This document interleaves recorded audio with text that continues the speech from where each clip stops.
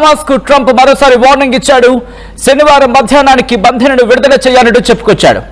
మరోసారి ట్రంప్ స్పష్టం చేశాడు, గుర్తుపెట్టుకో, ఇది బెదిరింపు అనుకుంటే కాదు, ఇది హెచ్చరిక అంటున్నాడు ట్రంప్.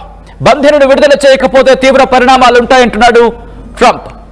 నేను చాలా కఠినంగా ఉంటా, చాలా కఠినమైన నిర్ణయాలు తీసుకుంటా.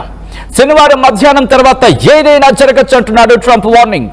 అవును, ట్రంప్ వార్నింగ్ చూస్తుంటే అటువంటి మాట వినిపిస్తోంది.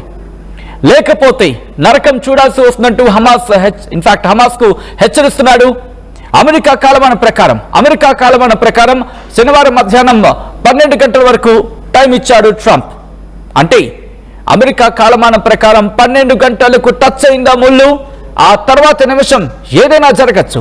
ఇదే క్వశ్చన్ అడగడం జరిగింది ట్రంప్. ఏం జరుగుతుందంటూ మీరే వేచి చూడాలంటున్నాడు ట్రంప్. మరి ఇజ్రాయెల్ సంగతి ఏంటి? ఇజ్రాయెల్ సంగతి నాకు తెలియదు, నేను మాత్రం తగ్గేదే లేదంటున్నాడు ట్రంప్. ఇది నేనంటున్న మాట కాదు, స్వయంగా అమెరికా అధ్యక్షుడు ట్రంప్ అంటున్న మాట. లేకపోతే నరకం చూడాల్సి వస్తుందంటూ హమాస్ కు హెచ్చరిస్తున్నాడు. మొత్తం బంధువులను విడుదల చేయి, లేకపోతే నరకాన్ని ప్రత్యక్షంగా చూపిస్తా అంటున్నాడు. లెట్ ఆల్ హెల్ బ్రేక్ అవుట్ అంటూ కూడా చెప్పుకొచ్చాడు ట్రంప్.